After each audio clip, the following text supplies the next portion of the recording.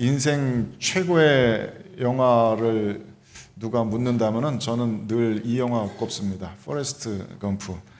굉장히 재밌고 감동적으로 보았던 영화고 몇 번이나 봤던 것 같아요. 영화 보신 분들 기억하시겠습니다만 영화 처음 시작할 때 깃털 하나가 바람에 날려서 이리저리 떠밀려 다니는 긴 그 씬으로 시작이 됩니다. 사실상 그 오프닝 씬에서 이 영화의 주제를 다 보여주고 있다고 생각해요.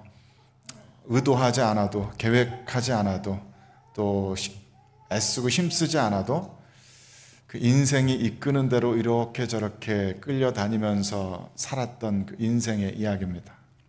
그런데 그 가운데에서도 의도하지 못했던, 생각하지 못했던 많은 삶의 열매들을 맺고 또 많은 파란만장한 다채로운 일들을 풍성하게 누리고 겪었던 그런 인생의 이야기예요. 이 영화의 주인공 포레스트 검프는 어렸을 때부터 이 소아마비로 다리도 불편하고 그 경계성 지능, 평균보다 IQ가 낮은 그런 사람이었습니다. 그래서 그 자신도 자기가 부족한 걸 너무나 잘 알고 있었기 때문에 어린 시절부터 그렇게 또래 아이들에게 괴롭힘도 많이 당하고 놀림도 많이 당했지만 그것에 크게 개의치는 않았던 것 같아요. 영화 속에서 보면 그것 때문에 막 괴로워하고 상처받고 그런 모습은 별로 나오지 않습니다. 오히려 자기가 다른 사람보다 못하는 걸 알고 있기 때문에 이 주인공은 자신의 삶에 대해서, 인생에 대해서 그렇게 뭐 어마어마한 것을 꿈꾸지 않습니다. 큰 야망이나 욕심 같은 것이 없어요. 그냥 자기에게 주어진 하루하루의 삶을 살아갈 뿐입니다. 신기한 것은 그렇게 별다른 욕심도 없고 계획도 없이 하루하루를 살아가는데도 인생은 이 주인공을 막 이리저리 인도하면서 기가 막힌 경험들을 하게 한다는 것이죠. 그게 재밌는 이야기가 되는 겁니다. 괴롭히는 친구들 피해서 열심히 도망다니다 보니까 소아마비 다리도 낫고 달리기를 잘하게 되어서 풋볼팀에 들어가게 되고 그래서 대학도 가게 됐고요. 또 군대 가서 월남전까지 끌려가게 되었지만은 이 포탄이 막 총알이 빗발치는 그 전투 현장에서 자기 친구 구하려고 하다 보니까 어떻게 의도치 않게 많은 동료들을 구원하게 돼서 전쟁 영웅이 되기도 합니다. 또 전투 현장에서 총상을 입어가지고 병원에 입원했는데 거기서 할 일이 없어서 탁구 치다가 탁구에 꽂혀가지고 열심히 연습하다 보니까 국가대표가 돼가지고 어디 뭐 소련 이런 데까지도 가면서 묘기 행진 이렇게 보여주는 그런 나라를 빛내는 인물이 되기도 합니다. 물론 이렇게 재미나고 신나는 시간들만 있었던 건 아니고 힘든 시간들도 많이 있었죠. 많은 사람들에게 이제 왕따 당하다 보니까 외로운 시간들이 무엇보다 많았고 사람들에게 무시당하는 시간들도 많았습니다. 무엇보다도 어렸을 때부터 좋아하는, 사랑하는 여자아이가 있었는데 그 여인은 이 주인공이 워낙에 모자라니까 내가 모자라니까 자꾸만 다른 남자에게로 이렇게 떠나갑니다. 그래서 아픔을 많이 겪게 되죠. 그 아픔을 달래느라고 고통스러운 마음을 잊으려고 그냥 무작정 뛰기 시작했던 것이 몇 년 동안이나 미 대륙 횡단하면서 그렇게 달리기만 계속해야 하는 그런 시간들도 있었습니다.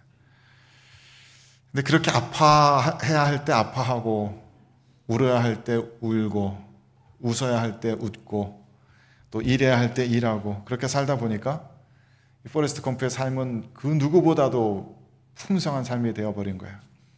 처음에는 생각지도 못했던, 아무도 생각하지 못했던 놀라운 일들을 경험하는, 또 성취하는 그런 삶이 되어있던 거예요.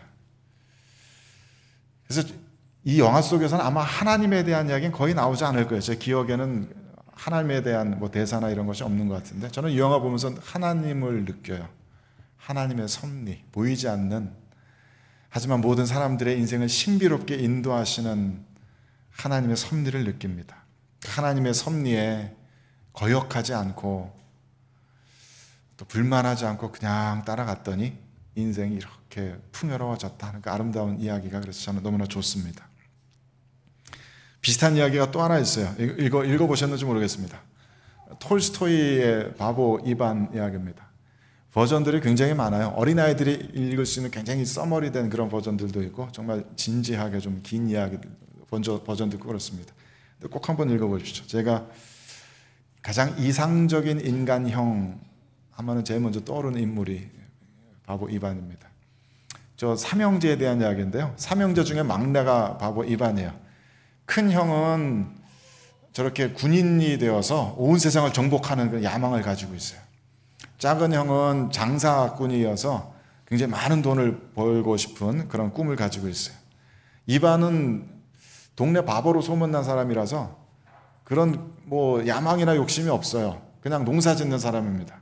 그래서 그냥 소박하게 자기에게 주어진 땅 농사 지으면서 그냥 살 뿐입니다. 막대한 유산들이 있었지만 부모님으로부터 물려받았지만 형들이 그 다 뺏어가고 그래도 형들에게 그냥 양보하고 자기에게 주어진 고향대로 물려온 그 땅을 그냥 농사 지으면서 살아가는 그런 사람이에요. 근데 어느 날 이 삼형제가 사이좋게 지내는 것을 보고서 저 악마가 시기하여서 이 사람들의 인생을 망가뜨릴 계획을 세웁니다. 그래서 큰형에게 먼저 찾아가서 큰 군사들을 주면서 전쟁을 일으키게 만들죠. 저 인도에 가서 인도를 정복하고 오라고 막 그런 욕심을 줍니다. 작은 형에게는 더 많은 돈을 주어서 큰 부자가 되게 만들죠. 그러다가 결국 큰형은 전쟁에 참패하고 간신히 목숨만 부지해서 살아 돌아오고, 작은 형은 사업에 실패해서 완전 빈털터리가 돼서 고향으로 돌아옵니다. 이반은 그 형들 맞으면서 그냥 나무 해가지고 집 져주고서 그 형들을 도와주죠. 그리고 이제 악마가 막내 이반의 삶도 망가뜨리려고 머리를 쓰면서 애를 쓰는데 그게 잘 안 돼요. 이 사람이 농사를 지으니까 농사 짓는 게 힘들게 하려고 밭을 땅을 돌덩이처럼 딱딱하게 만들어 버립니다. 쟁기도 부러뜨리고 갖은 방해를 하는데, 쟁기가 부러지고 땅이 돌덩이처럼 딱딱해도 바보 이반은 뭐 할 수 없지 그러면서 그냥 아침에 나가서 해질 때까지 그냥 묵묵하게 뒤돌아보지 않고 자기 앞에 있는 땅을 팔 뿐입니다. 와이프가 해준 도시락 챙겨 먹으면서 이렇게 묵묵하게 땅을 갈아요. 해질 때 돼서 보니까 밭을 다 갈았어요. 배가 아프게 하려고 막 그 악마가 먹는 것에서 침을 뱉어놓고 그래도 아픈 배 움켜쥐고 그냥 밭을 갑니다. 그러고 그냥 자기 할 일들을 다 해요. 결국엔 이야기가 어찌어찌 돼가지고 바보 이반이 그 나라의 공주의 병을 치료해 주어서 그 나라의 왕이 되기까지 합니다. 왕이 되고 나서도 바보 이반은 그냥 바보처럼 살아요. 왕으로서의 권세를 휘두를 줄도 모르고 왕이라는 게 굉장히 심심하다 그러면서 궁정 앞에 있는 밭을 가는 농사꾼으로 나는 살겠다 그러면서 그냥 농사일만 합니다. 나라 다스리는 건 다 사람들에게 그냥 맡겨버려요. 사람들 그냥 하고 싶은 대로 하라 그래 그러면서 그냥 다 맡겨버립니다. 나라를 그렇게 다스리니까 좀 똑똑하고 뭐 의견 있는 사람들은 다 다른 나라로 떠나버리고요. 그 나라에는 그냥 바보 이반 같은 순박한 농부들, 좀 바보 같은 사람들만 남습니다. 그래서 악마가 이 나라를 망가뜨리려고, 이 나라에 막 재난을 일으키려고 군대를 가지고 쳐들어오고 뭐 많은 돈으로 유혹을 해도 그 유혹이 잘 안 돼요. 군대를 쳐들어와도 그냥 이 바보 같은 사람들은 그냥 달라는 거 그냥 다 내줍니다. 그리고 막 자기들을 괴롭혀도 막 울면서 그냥 달라면 줄 텐데 왜 괴롭히세요? 그러고 울고 말아요. 돈으로 막 유혹을 해도 돈 그냥 이게 장난감으로 여겨서 그냥 동전 몇 개씩만 이렇게 가지고 놀지 그 다음에 욕심 부리지 않아요. 그거 있어서 뭐하냐 그래요.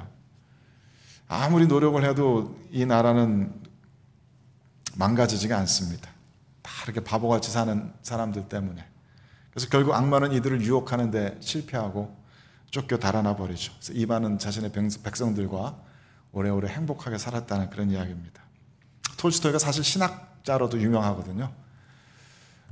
이 러시아 종교에서는 막 이단으로 몰리기도 했지만 그만큼 기존 교회들의 그 제도적인 교회를 비판하면서 복음으로 사는 삶이 무엇인가 진지하게 고민하고 말년에 정말 회심하고서 정말 진지하게 자신의 신앙의 삶을 구도자적으로 살았던 그런 분이거든요. 그래서 자신의 신학이 저는 이야기를 통해서 이렇게 드러나고 있는 겁니다. 두 이야기 모두 제가 참 좋아하는 이야기예요. 바보 이반도 그렇고 포레스트 검프도 그렇고 자기에게 주어진 운명과 싸우려고 하지 않아요. 자기에게 주어진 상황에 대해서 불만하지 않아요. 불평하지 않아요. 다 자기가 바보라는 걸 알고 있기 때문에 그래요. 자기가 모자라다는 것을 너무나 잘 알고 있기 때문에 그래요. 나는 바보인데, 나는 모자란데 내가 뭐 알겠어? 그냥 그러고 주어진 삶을 그냥 살아갈 뿐입니다. 성실하게 다른 사람 해치지 않고 그냥 자기 자신의 삶의 원칙대로 그렇게 살아갈 뿐이에요. 그러한 삶의 방식을 좀 더 신앙적인 언어로 표현하자면 하나님을 순종하며 따르는 삶이라고 말할 수 있을 거예요. 하나님께서 말씀하신 대로 자기의 분복에 만족하면서 다른 사람 해치지 않고 하나님께서 주시는 하루하루의 삶에 순종하는 그런 삶입니다. 하나님께 순종하는 삶이라는 것은, 하나님을 따르는 삶이라는 것은 종교적인 삶만을 의미하는 건 아닐 거예요. 하나님을 순종하라 하시는 그 말씀들이 교회 안에서, 교회 건물 안에서 많은 시간을 보내라, 교회에서 하는 프로그램들에 더 많이 헌신해라, 그런 얘기만은 아닐 거예요. 물론 그런 것도 포함할 수 있겠지만 그게 다는 아닐 겁니다. 그보다는 하나님께서 명하신 삶의 원칙들을 그냥 우직하게 지켜내면서 사람들에게, 세상에게 휩쓸리지 않는 것, 그것 때문에 사람들에게 바보 취급 당할지라도 오늘 나에게 주어진 이 하루, 내가 만나는 사람들, 내가 해야 할 일들, 그것에 성실한 것, 그것이 하나님께서 우리를 이끄시는 대로 순종하며 따라간다는 의미일 겁니다. 그래서 신명기 말씀 묵상하다 보니까 그런 이야기들이 떠오릅니다. 신명기에서 계속해서 그 말씀하시잖아요. 순종하라고, 내 말씀을 따라 살고 내 말씀을 지키라고 계속 말씀하시잖아요. 그러면서 하나님께서 빠지지 않고 하시는 말씀이, 너희들이 내 말씀을 따라서 나에게 순종해야 되는 이유는 내가 너희들에게 복된 땅을 주기 위함이다. 너희들이 나에게 순종해야 되는 것은 바로 너희들 스스로를 위한 것이다라고 계속해서 말씀하세요. 신명기 계속 읽어 나가신 분들은 그 눈치채실 겁니다. 계속 그 말씀을 반복하세요. 몇 구절만 읽어볼까요? 5장 33절 읽어봅시다. 시작. 너희 하나님 여호와께서 너희에게 명령하신 모든 도를 행하라. 그리하면 너희가 살 것이요 복이 너희에게 있을 것이며 너희가 차지한 땅에서 너희의 날이 길리라. 하나님께서 말씀하신 모든 도를, 이 하나님의 말씀을 행하여라. 그리하면 너희들이 살 것이요, 번역되는데 원어는 살아날 것이요 라는 의미입니다. 리바이브 될 것이라는 의미입니다. 그리고 너희들의 삶에 복이 있을 것이다. 바로 너희들 스스로의 삶을 위해서, 스스로의 복된 인생을 위해서 말씀을 따라 살아라. 6장 3절도 읽어봅시다. 시작. 이스라엘아 듣고 삼가 그것을 행하라. 그리하면 네가 복을 받고 내 조상들의 하나님 여호와께서 내게 허락하신 같이 젖과 흐르는 땅에서 내가 크게 번성하리라. 지금까지 이스라엘 백성들은 광야 거친 땅을 살아왔잖아요. 너희들이 계속 여기서 살 거 아니야. 나는 그것을 원하지 않아. 나는 너희들을 젖과 꿀이 흐르는 복된 땅으로 인도하길 원해. 그러니까 내 말을 듣고 나를 따라와줘 라고 말씀하시는 거예요. 8장 7절 10절 말씀 읽어봅시다. 시작. 내 하나님 여호와께서 너를 아름다운 땅에 이르게 하시나니 그것은 골짜기든지 산지든지 시내와 분천과 샘이 흐르고 밀과 보리의 소산지요 포도와 무화과와 석류와 감람나무와 꿀의 소산지라. 내가 먹을 것에 모자람이 없고 내게 아무 부족함이 없는 땅이며 그 땅의 돌은 철이요 산에서는 동을 캘 것이라. 내가 먹어서 배부르고 내 하나님 여호와께서 옥토를 내게 주셨으므로 말미암아 그를 찬송하리라. 자, 아름다운 시 같은 말씀이죠. 하나님께서 우리를 인도하시는 그 최종적인 목적지가 얼마나 아름답고 복된 땅인지 이렇게 아름답게 설명하고 계세요. 나는 너희들 그리로 인도하길 원한다. 신명기 말씀 계속 읽다 보니까 이런 말씀들이 계속 반복되면서 마치 하나님께서 너무 답답하셔가지고 우리들에게 소리치시는 것 같은 그런 느낌을 받아요. 너희들은 왜 내 말을 믿어주지 않는 거냐? 너희들은 왜 나를 신뢰하지 않느냐? 내가 너희들을 인도하겠다는데, 내가 너희들의 삶을, 너희들의 인생을 정말 복된 것으로 인도하겠다는데 너희들은 왜 내 말을 따르고 내 말씀대로 살려고 하질 않느냐? 나를 좀 믿어다오라고 하나님께서 소리치시는 것 같아요. 목회하다 보면 상담도 많이 하게 되고 신방도 하게 되고 이러는데 어떤 분들은 정말 하나님 말씀을 따라서 잘 살아가면서 그 삶이 너무나 행복하고 풍성해지는 것을 봐요. 어떤 분들의 삶은 굉장히 처참하게 망가지기도 하고 더 이상 어떻게 손 쓸 수 없이 막다른 골목에 이른 것 같은 그런 느낌을 받기도 해요. 하나님께서 그거 말씀하시는 거예요. 나는 너희들을 좋은 곳으로 인도하기 원한다. 그러려면 길은 하나야. 나의 말씀대로 따라 살아줘. 그겁니다. 하나님께서 그것을 계속해서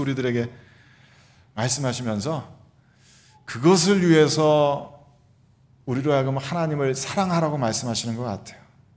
사랑을 자꾸 우리들에게 명령하시는데, 그래서 하나님께서 막 허세꾼이셔서 다 나를 사랑해 막 이게 아니라, 사랑은 허다한 두려움을 이긴다잖아요. 그러니까 우리가 사랑하는 이들이라면은 뭐 물불도 두려워하지 않고 같이 갈 수가 있잖아요. 그러니까 너희들이 나를 따르지 않는 것은 나희들을 사랑하지 않아서야. 너희들이 나를 사랑하면 너희들이 나를 따라올 수 있을 거야 라는 그런 마음으로 우리들에게 사랑을 명하시는 것 같아요.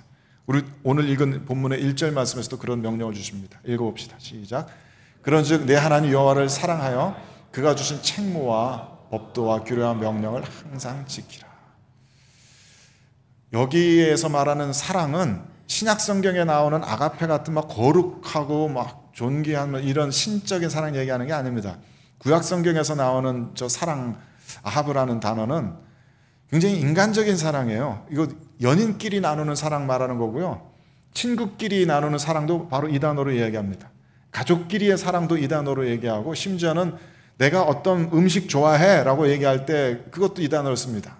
내가 어떤 뭐 마실 것을 좋아하고 내가 어떤 좋아하는 기호에 대한 것도 이 단어를 씁니다. 하나님께서 우리들에게 원하시는 것은 어떤 거대한 신적인 존귀한 엄청나게 뭐 영광스러운 그런 사랑으로 하나님 사랑하라는 게 아니고, 좋아해 달라는 겁니다. 나를 좋아해 달라고, 나를 기뻐해 달라고. 너희들이 세상 가운데서 좋아하는 것 좋아하듯이 나를 좋아해 달라고, 이 말씀을 따라 사는 이 삶을 좋아해 달라고. 그래서 어떤 의무감으로나 뭐 스스로 막 깎아서 뭐 순종시켜 억지로 사랑하려고 애쓰는 그게 아니라, 그냥 하나님 그런 마음이 좋고, 같이 예배드리는 삶이 좋고, 하나님 말씀대로 가족끼리 그냥 평안한 게 좋고, 서로 싸우고 다투는 거 싫으니까 서로 그냥 화평하게 사는 것이 좋고, 그런 거 얘기하는 거예요. 나를 사랑해 달라. 하나님께서 그런 거 우리들에게 명령하시는 겁니다. 그래서 하나님께서는 마치 부모가 어린아이들 달래고 꿰내는 것처럼 우리들이 좋아할 만한 복된 것들을 자꾸 보여주시면서 나를 따라와라, 그렇게 말씀하시는 것 같아요. 특히 오늘 본문에서는 하나님께서 우리를 인도하시고자 하는 그 가나안 땅을 애굽 땅과 비교해서 말씀하시는 장면이 눈에 띕니다. 읽어봅시다. 시작. 내가 들어가 차지하려 하는 땅은 네가 나온 애굽 땅과 같지 아니하니 거기에서는 너희가 파종한 후에 발로 물대기를 채소밭에 댐과 같이 하였거니와 너희가 건너가서 차지할 땅은 산과 골짜기가 있어서 하늘에서 내리는 비를 흡수하는 땅이요 내 하나님 여호와께서 돌봐주시는 땅이라. 연초부터 연말까지 내 하나님 여호와의 눈이 항상 그 위에 있느니라. 이게 무슨 말씀이냐면요, 애굽 땅은 잘 아시겠지만 이집트는 비가 많이 오질 않아요. 국토의 대부분이 사막입니다. 이집트의 연간 강수량 찾아보니까 그 수도 카이로가 그래도 좀 비옥한 동네인데 거기가 연간 25mm 밖에 되지 않는다 그래요. 킹스턴 연간 강수량이 959mm거든요. 959.9mm. 거기에 비하면은 카이로는 거의 비가 안 온다고 봐도 되겠죠. 위성사진 찾아보니까 진짜 이집트 지도가 이래요. 나일강 그 주변에만 또 저 나일강 하류의 삼각주에만 저렇게 푸른 숲이 우거지고 나머지는 그냥 사막입니다. 거기다가 전 국토가 굉장히 평평한 평지나 마찬가지예요. 그러니까 나일강 제외하고는 물 고여 있는 곳도 별로 없죠. 이런 곳에서 농사 짓는 게 쉬운 것은 아니었습니다. 그래서 이집트에서는 저 나일강이 굉장히 중요해요. 나일강 때문에 사는 사람들입니다. 나일강 덕분에 살아가는 사람들입니다. 그리고 고대 시대 때부터 제사장과 황제들이 나일강 물을 다스리는 그 힘을, 그 지식들을 독점하고 있었다 그래요.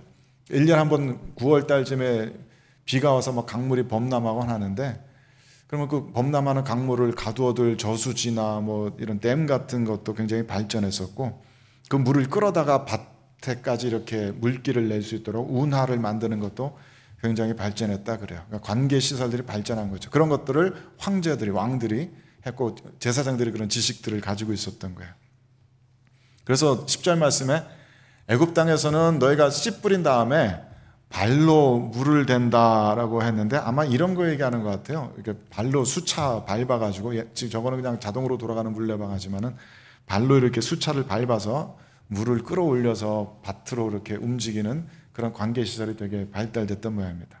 그러니까 애굽 땅은 생존하기 위해서, 풍요롭게 살기 위해서 인간의 노력이 반드시 들어가야 되는 땅이에요. 노력해야 돼요. 지혜를 모아야 돼요. 열심히 쉬지 않고 일해야 돼요. 그렇지 않으면 이 땅에서는 생존할 수가 없어요. 그게 너무나 당연하게 여겨지고, 그 물을 다스리는 그 지혜를 가진 사람들이 권력을 가지는 그런 땅인 거예요. 가나안 땅은 다릅니다. 가나안 땅의 지도는 이렇게 생겼습니다. 나일강 같은 강은 없고, 이 가나안 땅 동쪽 경계가 되는 요단강이 있는데 굉장히 낮게 있어요. 깊은 골짜기에 있어요. 저기 북쪽에서 남쪽으로 이렇게 점점 흘러가는데, 남쪽 제일 끝에는 데드시 사해가 있잖아요. 사해가 해발 마이너스 200m입니다. 바다보다도 낮아요. 거기다 요단강 양쪽으로는 저렇게 산지가 있기 때문에 저 요단 강물을 퍼다가 농사 짓는 건 사실상 불가능합니다. 그 본문 말씀대로 저 가나안 땅은 산과 골짜기가 있는 땅입니다. 그래서 이 땅은 철저하게 하늘에서 내리는 비에 의존해야 합니다. 본문에서는, 영어 성경에서는 하늘에서 내리는 비를 from the sky라고 하지 않고 from the heaven이라고 쓰고 있는데, 하나님께서 내려주시는 그 비에 의존해야만 하는 땅이에요. 그래서 그 땅은 12절 말씀에 하나님께서 케어하시는 땅, 하나님께서 돌보고 계시는 땅이에요. 1년 내내 하나님의 눈이 항상 그 위에 계시는 땅이에요. 이 땅을 살아가려면은 사람들은 하나님께 의존하는 법을 배워야 합니다. 이 땅에서는 인간의 관계시설을 만들고 발로 물을 대는 이런 노력이 헛됩니다. 아무 소용이 없어요, 그런 것이. 오직 하나님께서 비를 내려주셔야 돼요. 14절 뒤에서도 하나님께서 이른 비 늦은 비를 내려준다고 그랬어요. 가을에 씨를 뿌리는데 그때 이른 비가 내려야만 해요. 봄에 수확할 때쯤 또 늦은 비가 내려야만 해요. 그게 아니면 농사 짓는 게 불가능해요. 전적으로 하나님께 의지할 수밖에 없는 그런 기후 조건입니다. 그래서 사람들은 그런 라이프 스타일을 배워야 돼요. 그런 문화를 만들어 가야 돼요. 하나님 중심으로, 하나님 없이는 살아갈 수 없는 그런 사람들이 되어야 돼요. 신명기 7장 7절에서 하나님께서 이런 말씀을 하세요. 읽어봅시다. 시작. 여호와께서 너희를 기뻐하시고 너희를 택하심은 너희가 다른 민족보다 수요가 많기 때문이 아니니라. 너희는 오히려 모든 민족 중에 가장 적으니라. 창세기부터 우리 쭉 읽어가면서 아시겠지만 하나님께서 온 인류를 구원하시고자 하는 엄청난 구원의 계획을 세우시잖아요. 그것을 위해서 도구로 사용하시고자 했던 것이 이스라엘 민족인데, 왜 하필이면 이스라엘인가? 그 강대국 애굽이 아니고 아수르가 아니고 하다못해 중국이 아니고 한국이 아니고 왜 이스라엘인가? 성경에서는 이렇게 이야기하는 거예요. 그 이스라엘이 처음에 그 70명 가족으로 시작됐던 그들이 모든 민족 중에 가장 적은 사람들이었기 때문에, 연약하기 때문에, 힘이 없기 때문에 일부러 그들을 택하셨다는 거예요. 그래야 하나님의 영광이 드러나니까, 그래야 하나님의 은혜가 드러나니까. 그래서 앤디 크라우치 같은 작가는 이 스토리 중에 하나님의 프로젝트가 진행되고 있는 것이라고 쓰고 있어요. 하나님께서 만들어 가시는 프로젝트가 있습니다. 온 세상이 죄와 사망으로 가득했던 가운데, 모든 사람들이 하나님께 반역하는 가운데 하나님께서는 하나의 공동체를, 문화 공동체를 만드시는 프로젝트를 지금 이끌어가고 계세요. 이 문화 공동체가 곧 바로 하나님의 나라인 셈인데, 이 하나님 나라 백성들은 독특한 문화가 있어요. 세상 어디서도 찾아볼 수 없는 문화가 있어요. 그것은 바로 철저하게 하나님 의존적인, 철저하게 하나님 중심적인 그런 문화입니다. 그래서 이 사람들은 농사 짓는 것은 물론이고 다른 모든 일하는 것, 심지어 전쟁하는 것, 사람들끼리 가족들끼리 서로 먹고 마시고 노는 것, 그 가운데 전부 하나님 중심입니다. 모든 절기가 다 하나님 중심으로 이루어져 있고, 이 사람들의 먹는 것, 하다못해 가축을 도살하는 것까지 하나님의 성전 앞에서 잡게 되어 있어요. 고기 먹으려면 하나님 앞에 나가야 되는 거예요. 모든 삶의 모든 것들이 철저하게 하나님 중심적인 삶, 그런 공동체를 하나님께서는 만들어가고 계세요. 세상 사람들은 바벨탑을 쌓으면서 우리에게는 하나님이 필요 없다, 우리 스스로 우리들의 능력으로 하늘에까지 닿는 탑을 쌓자 하고 우리들의 힘으로 우리들의 이름을 내자 하는 그런 바벨탑의 문화들을 만들어가지만, 그쪽과는 전혀 상반된 하나님께만 매달리는, 하나님 중심으로만 살아가는 그런 문화 공동체를 만들어서 그것을 하나님의 나라로 세우시겠다는 거예요. 그래서 이 사람들은 약해야 돼요. 힘이 없어야 돼요. 그런 상황 속에서 살아가는 사람들이에요. 하나님 없이는 생존할 수 없는 사람들. 하나님 없이는 저희들은 살아갈 수 없는 자들입니다. 하나님 없이는 저희들의 생명에 아무런 의미가 없습니다. 주님만이 저희들의 방패시고 산성이시니까 하나님이 없으면 저희들은 아무것도 아닙니다라고 고백하는 사람들. 그러한 삶의 방법을 가지고 살아가는 사람들이 하나님의 백성들이 되는 거예요. 그 가운데서 하나님의 은혜가, 하나님의 영광이 드러나시니까. 그래서 하나님께서는 작은 이들, 연약한 이들을 필요로 하십니다. 바보 이반처럼, 포레스트 검프처럼 스스로 부족한 것을 알고 스스로의 한계를 잘 알고 자기가 차마 꿈꾸지 못할 높은 것들을 꿈꾸지 않는 사람들, 하나님의 자리를 찬탈하려고 하지 않는 사람들, 그저 피조물의 자리에서 만족하며 살아갈 수 있는 사람들. 제가 좋아하는 시편 131편 말씀 한번 읽어봅시다. 시작. 여호와여, 내 마음이 교만하지 아니하고 내 눈이 오만하지 아니하며 내가 큰 일과 감당하지 못할 놀라운 일을 하려고 힘쓰지 아니하나이다. 실로 내가 내 영혼으로 고요하고 평온하게 하기를 젖된 아이가 그의 어머니 품에 있음 같게 하였나니 내 영혼이 젖된 아이와 같도다. 이스라엘아, 지금부터 영원까지 여호와를 바랄지어다. 내 영혼이 젖된 아이와 같도다. 이 말씀은 이 시편 기자의 영혼이 하나님께 욕심부리고 떼쓰고 하나님으로부터 어떻게든지 젖 한 모금 더 빨려고 기를 쓰고 달려들고 있지 않다는 얘기예요. 하나님께 바라는 것이 없어요. 그냥 하나님 품 안에 안겨있기만을 바라요. 그래서 이 시편 기자는 마음이 교만하지 않아요. 눈이 오만하지 않아요. 자기 스스로 감당하지 못할 커다란 일들을 꿈꾸지 않아요. 그냥 하나님 품 안에 있으면 그것으로 만족하는 겁니다.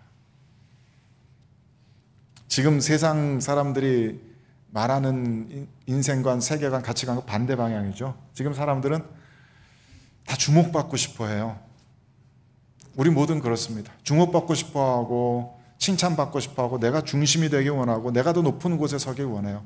우리 자녀들이 그렇게 자랐으면 좋겠고 그렇게 성공한 인생을 살기를 원해요.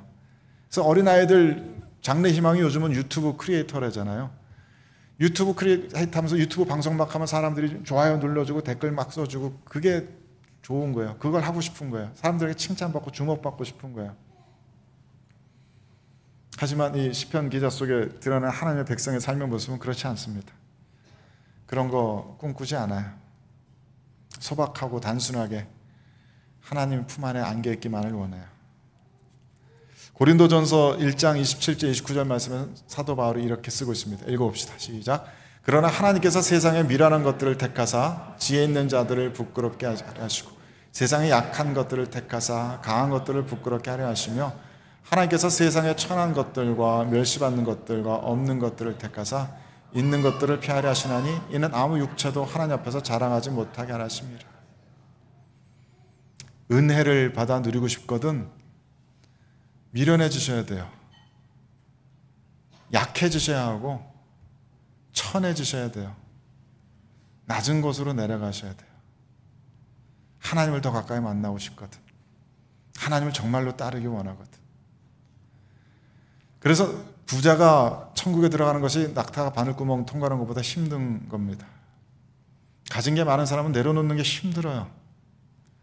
제가 29살 때 하나님 만나기 자주 말씀드리잖아요. 그때는 저는 아무것도 없었어요. 그래서 내려놓을 것도 없었어요. 그냥 밑바닥에 있었어요. 그랬더니 하나님께서 찾아와 주셨어요. 지금 생각하면 그게 얼마나 감사한 일인지 몰라요. 나이 들면서 가지고 있는 것이 많아지면서 점점 그것을 내려놓는 것이 힘들어지는 것을 느낄 뿐 하나님께서는 늘 하나님의 은혜는 늘 낮은 곳으로 임하십니다. 마치 폭포수 물이 위에서부터 낮은 곳으로 떨어지듯이 가장 낮은 곳에 있을수록 하나님의 은혜는 정말 힘있게 임합니다. 그래서 하나님의 백성들은 저 가나안 땅으로 들어가야 돼요. 애굽 땅에서처럼 내 힘으로 어떻게든 좀 살아보려고 내 힘으로 막 노력하는 그런 삶의 태도를 버려야 돼요. 가나안 땅으로 들어가서 하나님 없이는 살아갈 수 없는 그런 삶을 살아야 해요. 하나님 없이는 저는 단 한순간도 살 수 없습니다. 고백할 수밖에 없는 그런 삶의 방식을 택해야 해요. 그래서 마치 에덴 동산에서 그랬던 것처럼 하나님께서 공급해 주신 것으로 먹을 수 있어야 해요. 40년 광야 생활에서 그랬던 것처럼 하나님께서 공급해 주시는 만나와 메추라기로 족한 줄을 알아야 해요. 스스로 약해지고 스스로 마음을 낮추면서 아무리 작은 것도 하나님께 구하면서 그렇게 살아가야 해요. 그래서 마침내 예수님의 말씀처럼 무엇을 먹을까 무엇을 입을까 더 이상 고민하고 걱정하지 않아도 마음껏 자신 있게 하나님의 나라와 하나님의 의를 추구할 수 있는 그런 삶에까지 나아가야 합니다. 그것을 위해서 하나님께서는 나를 믿고 따라와라. 내가 너희들을 이끌 곳은, 내가 너희들을 이끌기 원하는 것은 정말로 복되고 아름다운 삶이야. 그 복되고 아름다운 행복한 삶으로 갈 수 있는 유일한 통로가 바로 이거야 라고 말씀하시는 거예요. 하나님 의존적인 삶, 하나님만을 의지하는 삶.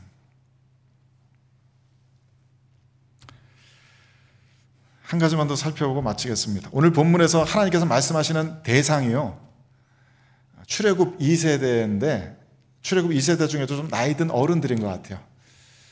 여기에서 영어 버전에 보면 이렇게 쓰고 있잖아요. I'm not speaking with your sons.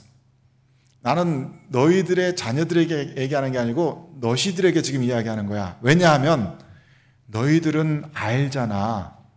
너희들은 아직 어렸을 때, 아직 20살 되기 이전에 출애굽하면서 그 애굽 땅에 내려진 10가지 재앙의 두려운 걸 너희들은 보고 들었잖아. 홍해 바다가 갈라지는 것을 너희들 아주 어렸을 때 봤지. 광야를 헤매면서 하나님께서 어떻게 너희들의 부모들을 먹였는지 너희들은 그것을 보았고, 혹은 어려서 기억이 안 나더라도 그것을 분명히 들었잖아. 너희들은 그거 알고 있잖아. 고라 자손들이 반역할 때 땅이 갈라지면서 그들을 삼키면서 하나님께서 얼마나 두려운 모습으로 너희들을 심판하시는지 너희들은 보았지. 그래서 너희들에게 말하는 거야. 너희들은 나를 알잖아 라고 말씀하시는 거예요. 그러니 나를 믿어달라고. 그래서 이 말씀을 하나님께서 처음 하는 그 대상들에 대해서 생각해 보니까 우리들과 굉장히 흡사한 것 같아요. 우리들 대부분은 어느 정도는 하나님 무서운 줄 알잖아요. 하나님께서 마음 먹고 우리를 치시면 우리들의 인생이 정말 밑바닥까지 떨어질 수 있다는 걸 우리는 알아요. 하나님께서 마음 먹고 축복하시면 우리들의 삶이 얼마나 풍성해지고 강건해질지 우리는 알잖아요. 수없이 듣고 보았잖아요. 그런데도 우리는 아직 이 이스라엘 백성들처럼 저 가나안 땅에 들어가서 완전한 안식을 누리고 있지는 못해요. 구원의 여정을 시작했지만 아직 우리들의 마음엔 두려움이 있어요. 불안이 있고 걱정이 있어요.